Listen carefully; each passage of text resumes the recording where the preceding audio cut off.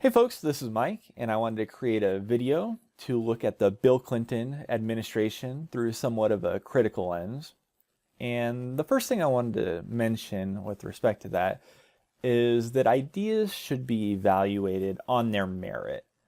So if you're a Republican, just because a Democrat puts forth an idea doesn't automatically make it bad. And conversely, if you're a Democrat, just because a fellow Democrat puts forth an idea or policy doesn't make it good. What we want to do is try to step back, remove as many of our biases as possible, and evaluate each idea on its own merit. So that's the plan here as we look at Clinton's policies during his tenure. As I prepared for this video, I realized pretty quickly that it would be unfair to just jump into a Clinton administration because there were a lot of forces that led to him coming to power and a lot of driving factors in the policies that he put forth. And so I needed to break this up into two videos. And in this one, I'm going to look at the context, what led to Clinton being in office. And then in the second one, we'll look at the policies that he actually put forth and passed and ask the question, were those good for the country or were they harmful? And then we'll also look, was it good for Democrats or was it harmful? So the first thing to be said about Democrats is that the Democratic Party of today is not necessarily the Democratic Party of 20 years ago or 50 or 100 years ago. In a lot of ways, this is a good thing, right? You want to change and evolve over time. So civil rights is a great example. Democrats have not always stood for civil rights. And so when they changed that, that was a very good thing. But some changes are detrimental. And I do think that that is the direction that we're moving right now. And in some ways, that's the impetus for this video. So Democrats largely trace their ideological roots to Roosevelt. Following the Great Depression, we had the New Deal with Roosevelt, where we created a lot of regulations to prevent this from happening again. We created a lot of safety nets, a sort of bare minimum at which level we would not let any of our citizens fall below. We're not just going to have people starving, dying in the streets. So that's the idea anyway. So we created these safety nets. So we had Roosevelt, we had Truman, we had another icon with Kennedy, and then Lyndon B. Johnson, right? He had his Great Society, more government programs. He signed the Civil Rights Act, something I think is very good.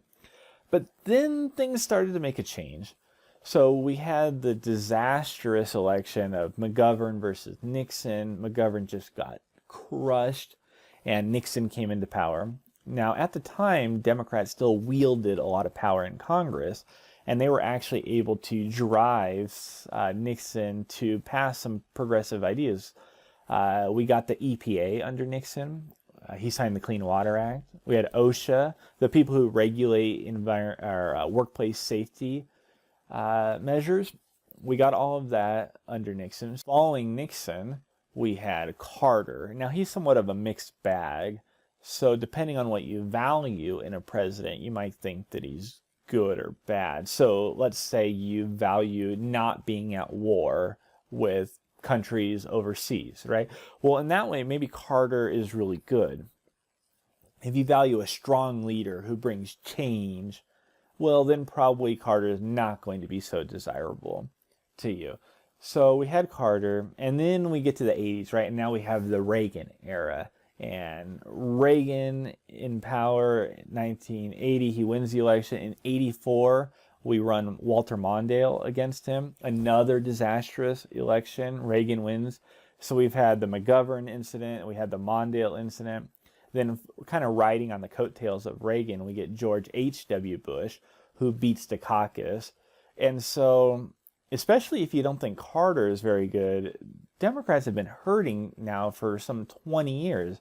You have Bush, you had Reagan, you had Reagan's first term, you had Carter. So some Democrats got together and they said, listen, we need to make a change or we're just going to keep losing elections and this is going to be bad.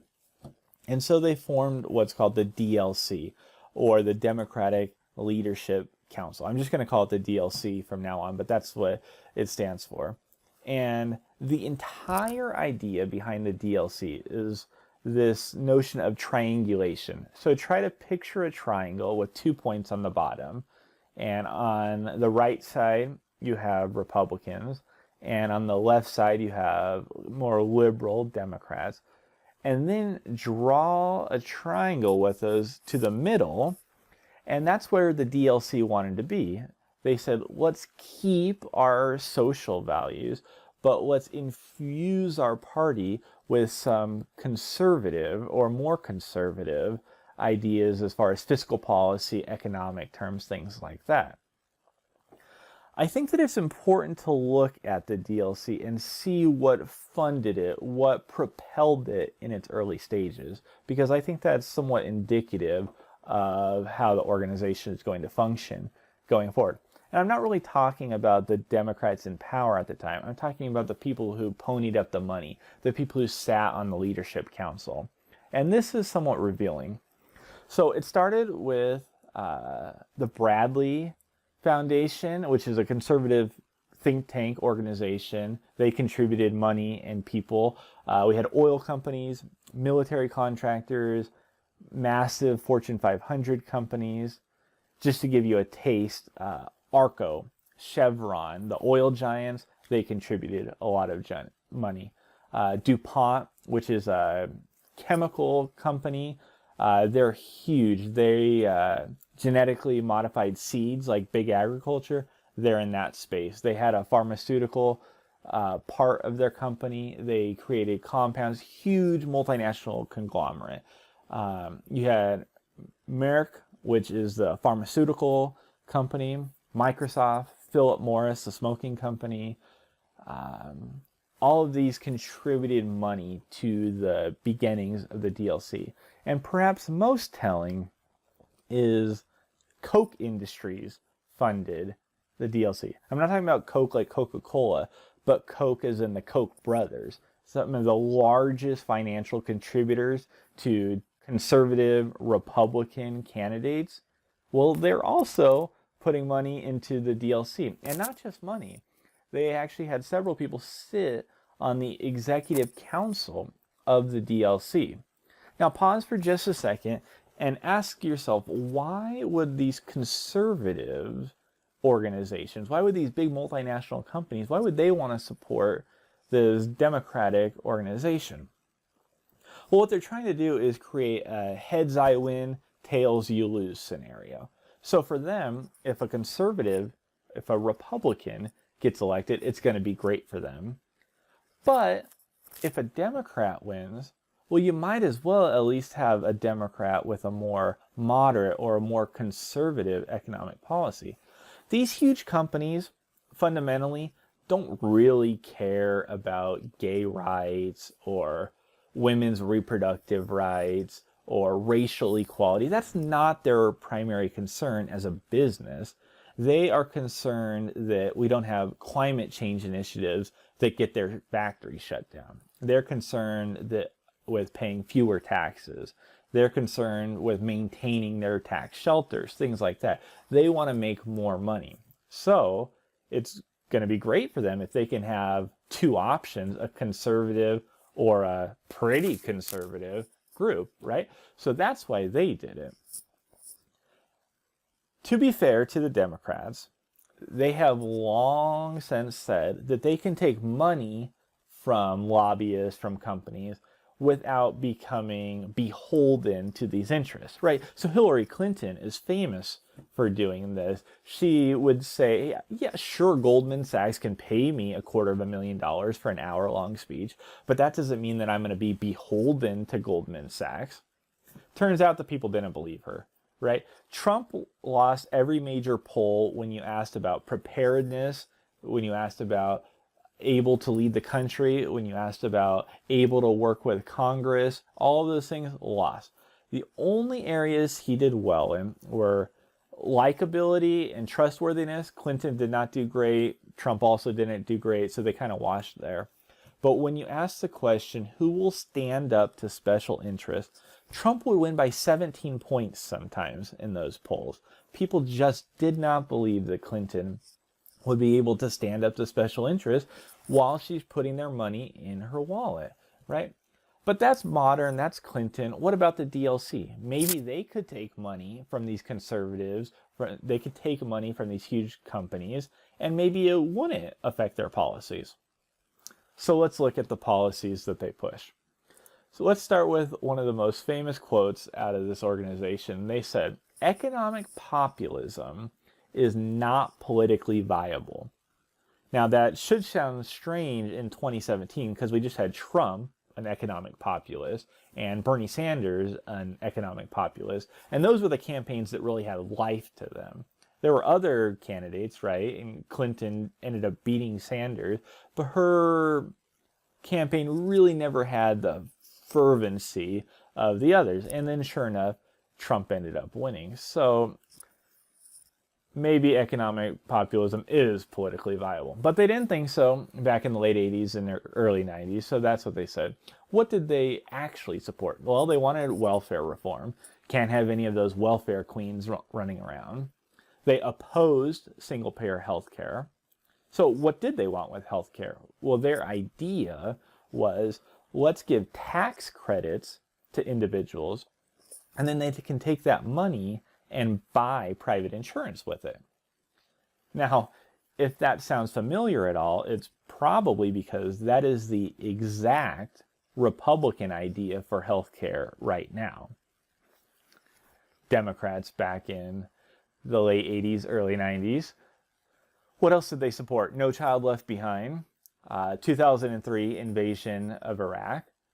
In fact, even when we figured out that there were lies that sort of undergirded the urgency to go to war, they still did not really back off from their support of Iraq. They also supported various trade agreements like NAFTA, CAFTA. They supported deregulation, privatization, globalization. So if you stop and think about it, what would a multinational, global, corporate conglomerate really want? All of these things. So it turns out that when you pay the money and you sit on the leadership committees, you get the policies that you want. But the DLC at the time was not that huge, not that influential. They really wanted a leader to coalesce around. And they had a chairwoman at the time, and she was going to retire. And so one of the founders of the DLC really wanted to get this Arkansas governor to become the next chairperson. Well, the chairwoman at the time was not really buying it. She believed that Clinton was just too liberal, as not really moving in the direction that they wanted to move. So they had a bit of an in-house debate, and they said, listen, he is a governor of a very conservative state like Arkansas. He is making waves by pushing back against teacher unions. He's pushing for school choice and merit-based pay, things like that. So we don't think that he's going to be liberal and progressive. We think that he'll be moderately conservative, and that's what we want.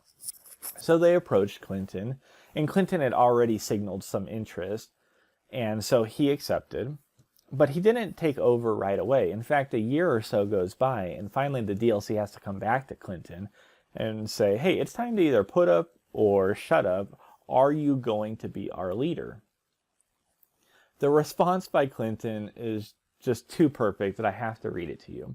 He said, if I don't run for re-election, talking about his re-election as governor, if I don't run for re-election, then I am going to have to make at least $100,000 a year, end quote. Now, don't get me wrong, I think that people should be paid for a job well done. To put it in context, he was making $35,000 as governor, so about 3 times more is what he wanted.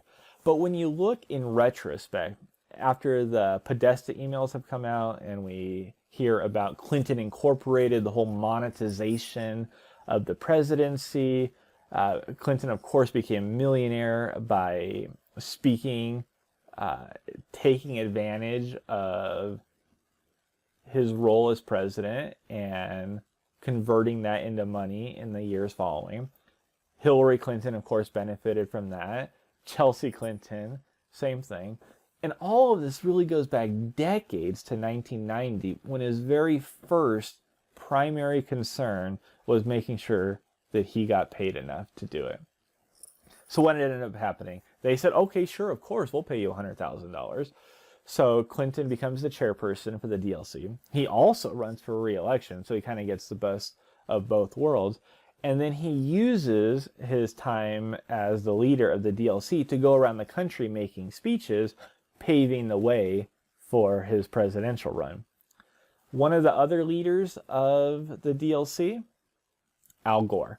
And again, not the modern Al Gore, who has veered leftward and promotes environmental regulations, things like that. No, we're talking about the blue dog Democrat Al Gore of the 90s, the one who ran with Clinton, the one who ran and lost to Bush. That's the Al Gore that we're talking about. So Clinton, Gore, they came up through the DLC, and that's really going to influence his actions, his policies, when he gets into office.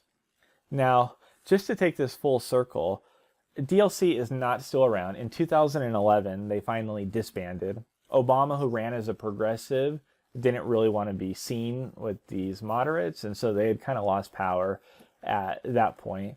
And so eventually they sold off all of their records, everything that they had put together over the decades. Any guesses who they finally sold it off to? The Clinton Foundation. So in a lot of ways, the DLC really made Bill Clinton, and Bill Clinton really made the DLC, and they're sort of forever intertwined. But it's important to highlight all of this because once Clinton does get elected and he does start pushing policies, whether it's the trade agreements like NAFTA, whether it's the crime bills that end up exploding the prison population, or it's the deregulation of the banking sector and Wall Street and pharmaceutical advertising and all of those things. Why does he do all of those?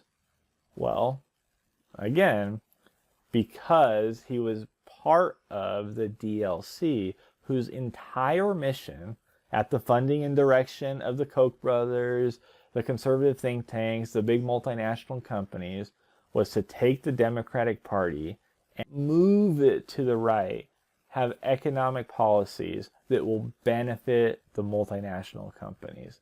That's why Clinton ends up making a lot of the decisions that he does. And so in the next video, we'll look at those decisions, we'll look at those policies, and ask the question, have they been good for the country? Have they been bad? Are they neutral? We'll weigh all those. And we'll also ask, have they been good for Democrats in general? So it's been about 20 minutes already, so it's time to wrap this up. I appreciate you taking the time to watch this. Hopefully you enjoyed it. Maybe you found something out that you didn't know before. If you liked it, give me a thumbs up, leave me a comment, ask any questions. I'll get back to you. And we'll have another video coming out looking at Clinton's exact policies. But until then, appreciate it. You have a good one. Bye-bye.